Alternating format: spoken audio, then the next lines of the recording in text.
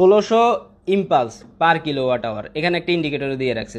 সেক্ষেত্রে আপনার মিটারটা যখন 1 কিলোওয়াট লোডকে 1 ঘন্টা চালাবে, এই 1 ঘন্টার মধ্যে এই বাতিটা 1600 বার ব্লিঙ্ক করবে। আমাদের মিটারের উপরে কিছু ডেটা দেওয়া আছে, সেগুলো আমরা একটু দেখি। এখানে 10 অ্যাম্পিয়ার ব্র্যাকেট 60 অ্যাম্পিয়ার লেখা আছে।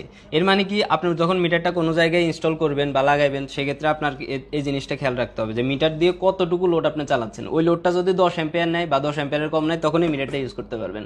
কিন্তু মিটারটা যদি 10, 11, 12 অ্যাম্পিয়ার নেয়, তখনও মিটারটা চলবে, কিন্তু আপনাকে সঠিক মান দিতে পারবে না।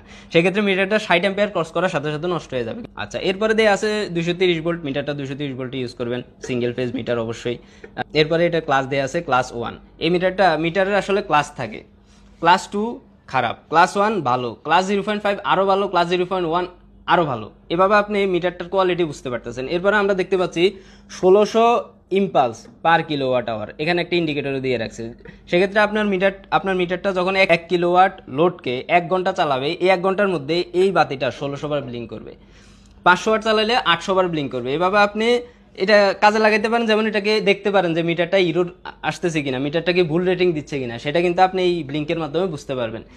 এই মিটারে যদি আপনার ইরোর আসে, মিটারটাকে কিন্তু রিপ্রোগ্রাম করা যায় না, এটাকে ইনবিল্ট প্রোগ্রামিং করে রাখা হয়েছে। কিন্তু সেটা যদি অ্যানালগ মিটার হইতো, অবশ্যই মিটারটাকে আপনি ক্যালিব্রেশন করে নিতে পারতেন।